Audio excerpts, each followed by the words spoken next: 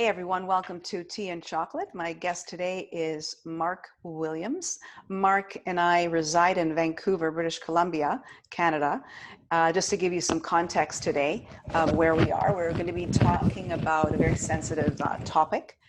And Mark is the founder of Pink4Thursdays. You'll find his page on Facebook. And he's motivated by, doing a weekly story on bullying and on racism. And so there's a lot of discussion around that. And Mark is very passionate about this topic, and rightfully so. So Mark, thanks so much for joining me today. Absolutely. It's a pleasure to be on your show. And thank you for taking the time to let me share a little bit of my story and why I started Pink Thursday. So for all of you who are listening, my name is Mark Williams. I'm the founder for Pink Thursday. And I started this initiative to create more awareness in regards to bullying.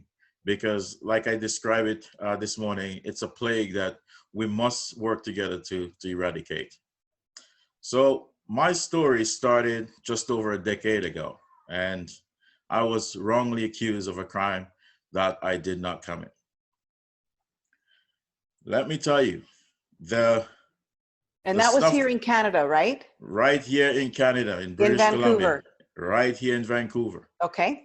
And, let me start by saying, you see some of these stuff happen in the States, you read on Facebook and you see it on TV and you wonder, like that, oh, that doesn't happen in Canada, right? So, we never really take that seriously here, But what I experience and what I start seeing on TV, I can start relate and said, you know what, I was a victim of not only bullying, but racism as well. Our judicial system here in Canada has a dismal record in terms of how we treat Black men and in terms of parenting rights and just any cases that are being thrown in the court system here. Once you're a Black man, there's no fairness for you. That's what I have experienced.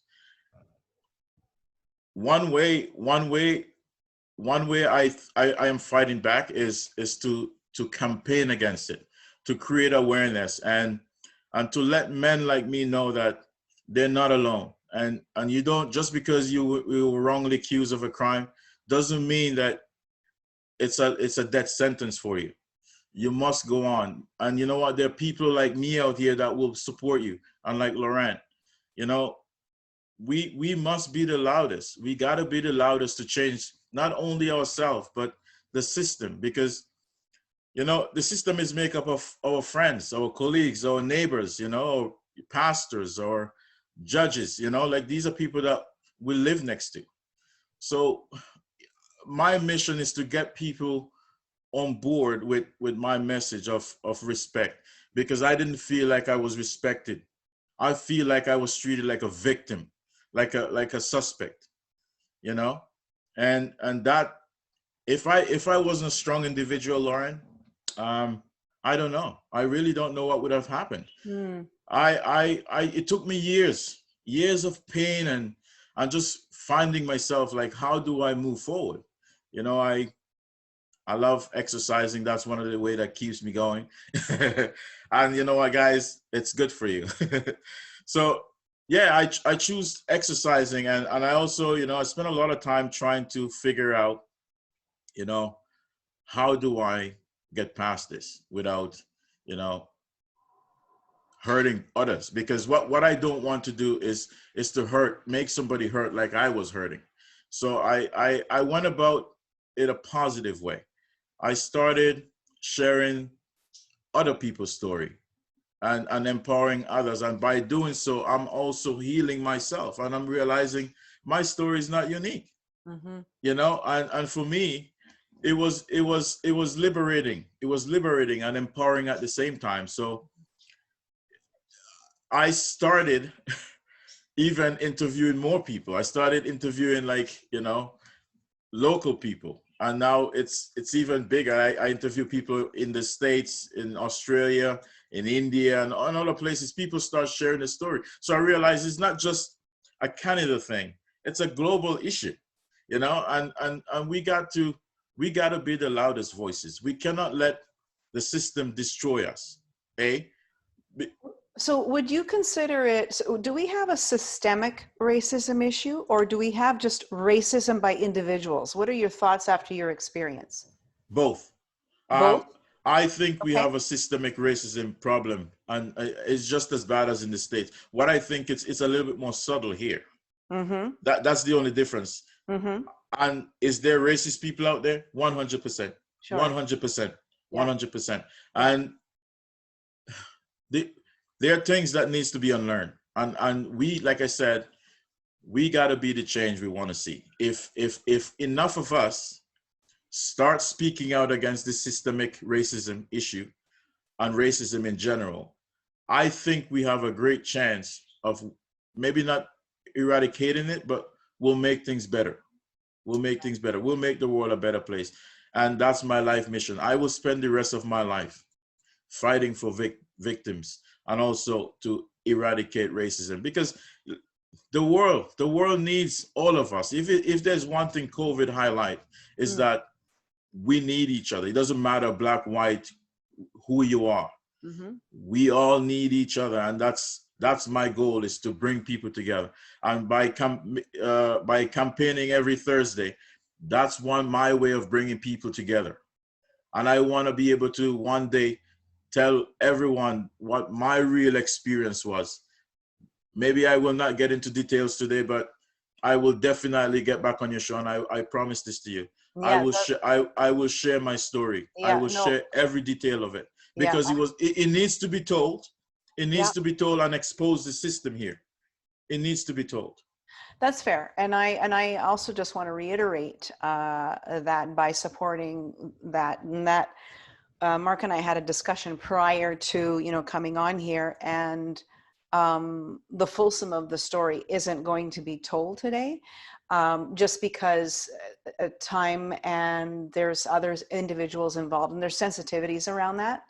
But really, it's, what Mark is talking about is just ensuring that we, use our voices, and we, we stand and support each other, regardless of what your circumstances are, regardless of your sexual orientation or color.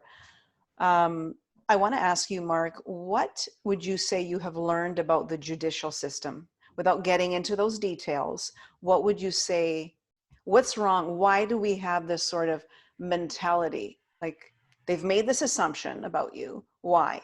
What's your takeaway from that? Okay, great question. What I've learned from the judicial system here, it's broken. Um, it's not diverse. So it's lack diversity.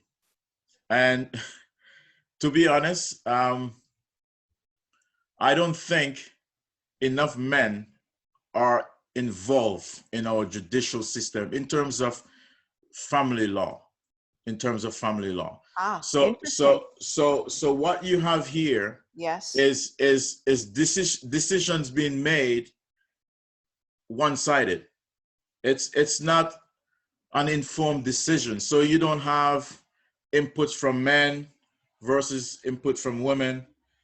You don't have that. You just have decisions being made by one group, which right away tells you there's a bias in the system.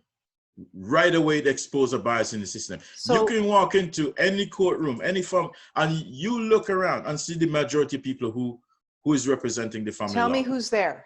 Tell me who's there. Mostly women. Okay, and Mostly women. in the So judicial system, in the family law side in of family things, law. Okay. yes. Okay. So what that tells you Yes. right away, I don't know if it's been designed that way, Right. but it put men at risk when they enter the family law. Has it improved? I don't know. Will it improve? Yes, because I will be a voice to expose that. That's quite a fascinating thing that you've brought up, because we have conditionings and biases from, like, just across the board, right? And so I guess, when you're saying there's a lack of diversity, for me, it's like, what does it take to be a decent human being today? To listen to the story, regardless of who it is, to listen to it with objectively just open eyes, and that, and I imagine that would be hard, difficult in the judicial system. Because we're also taught that we're supposed to believe the woman, you see. That's the other thing, is that this is the whole thing around the Me Too movement, is that that movement was certainly necessary. And there's holes in it, right? Perhaps this lends to that. I don't know, but it's a really interesting point that you make. I've heard it before, but from, let's say, a white man. I hate doing this divisiveness thing, white, black kind of thing. But, where the women were, behaving inappropriately, and they had a really difficult time in the court system. So this is Laura, okay, keep going. let me also say this. Like I mentioned, there's lack of diversity, right? Yes. So you have decisions being made by women who experience, let's say, for example, domestic violence. These are women who go on to work in that department. I don't want, let me just say this for the record. I don't want to berate women in any way at all, but it's a fact. These women are hurt. They're hurt, and they're more likely to be more supportive of other women who come forward. Whether or not the story is truthful or not. The system, I'm going to make this point. I need to say it. Go ahead. The system use women. It's a multi-billion-dollar industry, the family court system. Woman is the driving force behind that industry. The system believes woman, no matter what. Will it change? I don't know. So woman is the driving force behind this family law. They make women believe that the system is working for them. So you have, in my case, there was, let's say, for example, a custody battle. I'm going to throw this out there. Yep. Right away, instead of the system make it 50-50, that should automatically be, because once you're in a relationship with, and there's kids involved, it was 50-50. Why should it go any less than that, unless you deem unfit? And I mean, not just accused. It has to be proven that you deem unfit to be around that child or be involved in that kid's life. Right. So what the system does is give the woman custody, then the man has to fight for it. That's how the system generate, and there's a log in the system. Your case can go on for 6, 7, 8 years. That's somebody's career. Oh, God. That is somebody's career on one case. So you think about all the cases out there, and all the men who are not so forthcoming like I am, that just sit there and let the system just destroy them because they won't fight back. Right. They won't fight. For the audience's sake, when while Mark has just spoken on this sort of custody thing, it's much deeper than that, and it's quite an extremely sad story. So I'll leave that piece at that. But what you were saying earlier, Mark, about to your point, a valid one, is that this isn't about I guess, and I'm not saying these aren't your exact words, but it's not about demeaning anybody. And I think this is what the argument for me has always been. It's like, here we have this narrative in the news, and we automatically attach a story to it. We have this story, okay, XYZ happened, and we either, believe the woman or not believe the woman, or was it racially driven or wasn't racially driven. And I think what we need to learn is that every experience is unique. And yes, there are biases and conditionings and all the rest of it. I really wish that the media was much more responsible, was much more emotionally intelligent and respectful to humanity, but they're not, and those words that I've just said, I've just put myself on a high horse here, but I hope that we all learn from those things, and that we have the capability of changing our minds when we think something is going a certain way, but it's not. And I think at the end of the day, it's really about cultivating compassion and, empathy and, and really human decency. We are having a human decency issue on the planet. And what you're saying is that, with what you said earlier as well about COVID, it's like, well, all the, everything is reared its ugly head at the moment. So Yes. I applaud you. I'm glad that you had the strength to, and thank God that you have come to the other side.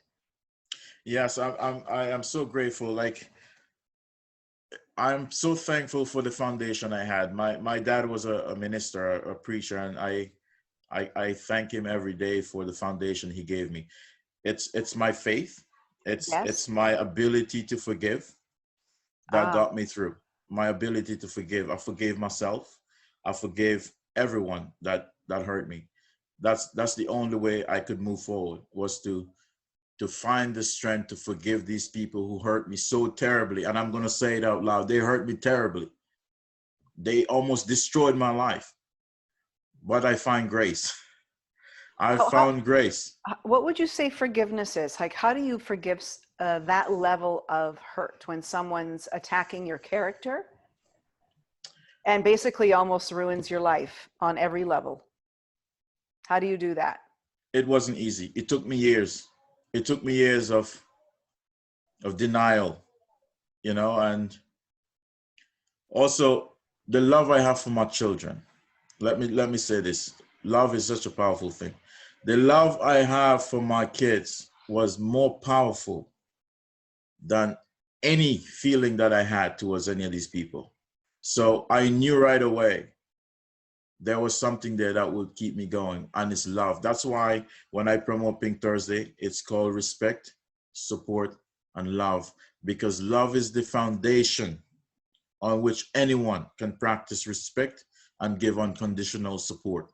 That's what got me through it. Love got me through it. So what have you learned about yourself through this process? And also, I want to go back to talking to a little bit about like just racism itself.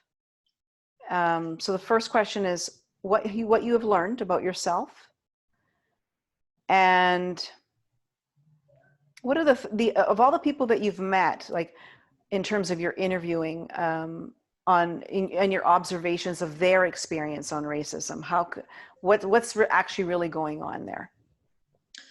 Okay, so what I've learned about myself is that I'm a very loving individual. I am like my father. I'm like my father in a different way. I love people. I'm very caring, and I'm a very loving individual.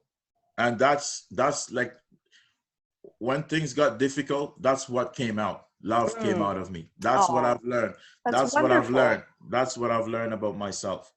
Um, in speaking with other people, other victims, and what I've learned about, we all have the same, it happens the same. Every one of us have the same experience.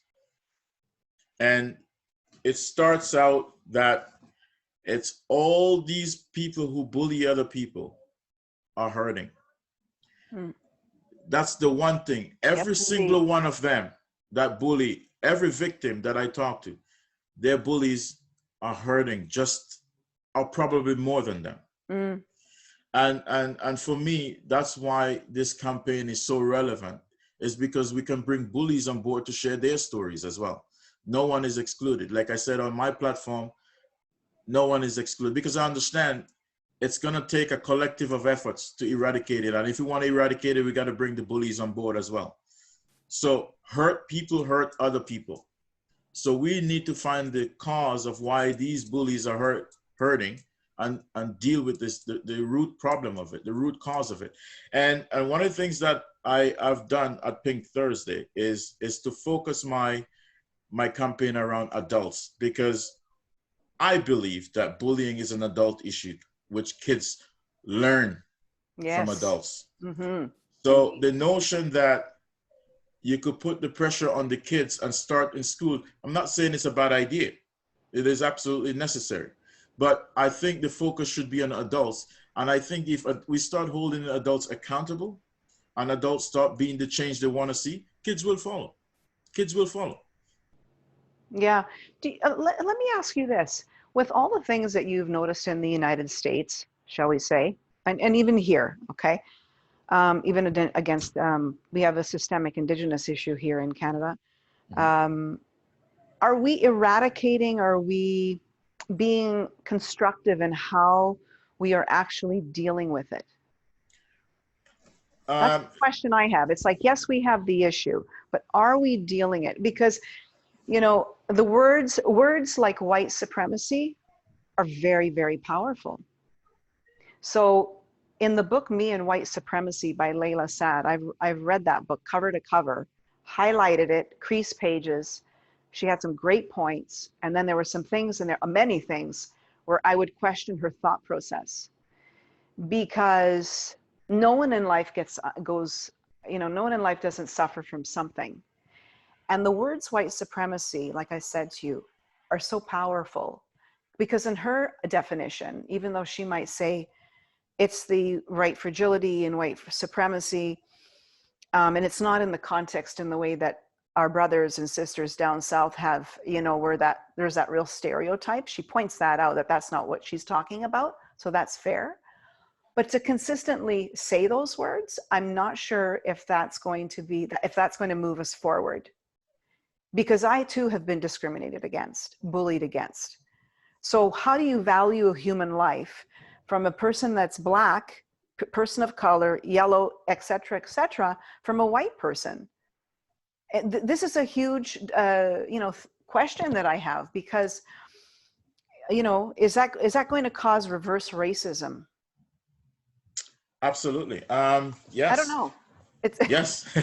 it may well be causing that. Here's what I will say to that. Yeah. Is there enough being done towards addressing racism in Canada? Absolutely not. Absolutely Good not. point. Yeah. And here's why. We have not fully accepted that our system. That's the first stage in actually addressing any problems. Sure. You must first accept that there is a problem. Right. And I think the death of George Floyd highlighted that there is systemic racism. And for that brief moment, the media focus on systemic racism and start talking about it. One way that the government of Canada or can actually address racism in Canada is to create laws, not just create them on the books, but to enforce them. Create a system and a committee where your complaints will be addressed and be taken seriously, and there will be accountability. Once that is being set up, you send a very clear signal and a very clear message that we have zero tolerance for racism because we have laws that we will enforce. But that's not there yet. Fair enough, but Bill C-16 talks about speech, right? Talks about hate speech. And there's a fine line with that, because, I wouldn't be able to cover, obviously this isn't going to be a discussion around transgender, but it's another thing where how do you honor an individual who wants to go through the transgender process, however far they want to go to, and still have our young children. There's a whole discussion around young girls being able to play their sport, and then once, a young, boy comes in, or, they biologically have born, it just changes the dynamic. We're biologically different. And I don't know how you do that, right? Because I would hate to shun anyone from their journey. That's not what, it's not about taking away from their humanity. Right. I don't believe in that either. Right. And it's a really tricky thing. And so with this Bill C-16, it's like, well, if I say this, why is it, who deems it to be hate speech? So there's a real fine line with what you're saying, but I also honor what you're saying as well, because racism does need to be eradicated, period. And it starts in our homes. Absolutely. Yeah. Absolutely. And like I said, once you start having like laws. Mm-hmm. Like here, I'm going to give you an example. So you have someone, for example, experience bullying as an adult, right? Mm-hmm. Or racism. Yep. Now, this person now needs to go to the court system because there's no way for them to, and it's going to cost them money. It's cost effective. It's Yes. time consuming, and that's usually deprive people of actually getting the let me say, getting the respect that they should get. When you have committees or laws, what that does is we will take your concerns seriously. It doesn't cost you money. It doesn't cost you time. It costs you, maybe it costs you just a little bit of discomfort to share your story. Let me put it this way, because a lot of times it's really hard to share something that's hurt you so much. So it might cause you a little bit of pain, but once you overcome that, you will get justice. You will get justice. And that's what needs to happen. You need to have a committee in place that will actually encourage people to come forward. And that's what's lacking. And that's, if you notice, what I'm doing with Pink Thursday is to give people just that. It's a place for them to share their story without, to be heard, and also to get some support. Mm-hmm. So that's what I would like to see in this country is a system in place to address racism and bullying. Until that is done, it's just a band-aid on a bullet wound. It's not going to fix anything. Yeah. Yeah. Thank you for that. So, what would you say to someone who might be experiencing something? What tips would you give them? Any words of wisdom if they were about to, experience something that you're experiencing, or someone who's been bullied, or whatever it is? Like, what would you say could help them? Take some time to check in with yourself. Take some time, because when you're hurt, you could make decision when you're mad. Yeah, right. And that's dangerous. That's probably worse. Right. So take some time to find yourself. Mm-hmm. Once you find yourself and you decompress a little bit, you're more likely to think clearly. Talk to somebody who you trust. It's important. Trust is huge. Yeah. Not everyone you can trust with information, okay? Yes. So you must find that one person that you can sit down and actually say, you know what, this happened. Once you find the courage to do that, the second person becomes easier and easier and easier. And you will find that more people hear your story and you will get more support, more help. So to anyone out there that's going through or experiencing bullying or racism, don't react when you're mad. Please don't. Please don't react when you're mad. Check in with yourself. Find what you're about. Find who you really are. Once you found yourself, you can help others. And that will be my message to you. And that's how we can pay it forward, is to be the change you want to see. Thank you. Well, you know what? I'm so glad that we had the opportunity to have a chat today. I really, really appreciate it. I'm very grateful to have met you. And I'm glad that you're finding, yourself again. I mean, you probably already have, but that things have turned out for the positive, really. It is absolutely a pleasure to meet with you, Lauren. Oh, It's not easy. And even now, after 10 years, it's still not easy for me to talk about what happened. But I promise you, I will. Once, give me a little bit more time, and I will. I promise, I will share my story, not only with you, but with the world. yeah. I will. Because I want to fix the system. I don't think any human being, a matter of fact, I don't care who you are, deserve that, man or woman. No one deserves to be falsely or wrongly accused of something that could destroy them. That could destroy them. Mhm. I don't think anyone deserved that. No, I So mean, it's, the thought of it is actually quite devastating when you think about a human life, like a soul that's come to this earth to express itself.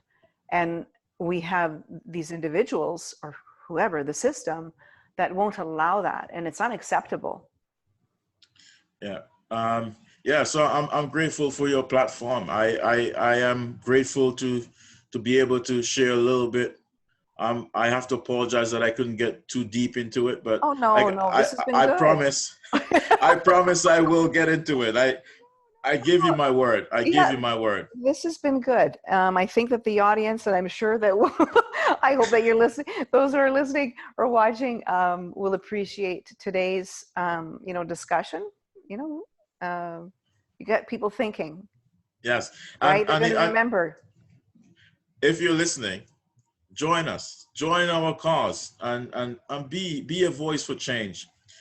End racism, end violence against women, end hate, end bullying. You know, the world will be a much better place for all of us. There's enough for everybody. Let's I agree. practice three things. Mm. Let's start today. Practice respecting. When you see somebody struggling and you're in a position to help, support them. Don't wait for that person to come to you. Reach out to them if you're in a position to help. Support that individual. Right. Most importantly, please bring love back into our lives again, in our community again. Love is the only force out there that is powerful enough to change even the toughest of humans. Yeah, you know what I was going to say is that right now there's a whole discussion around the white person of, I'll just label it us as that we're being complicit to the behavior of racism, say in organizations or in situations. And while I feel that that's, quite accurate, I guess, we're not set up to support one another in the workplace, regardless of what your color is, because you're dealing with a person, for the most part, that's in power, who's overstepping their boundaries. Mm-hmm, mm-hmm. So, right. So when that sort of narrative comes up, I'm like, well, yes, that's true, but there's also this. So it's, I just say, like, across the board, we just really need to clean up our act.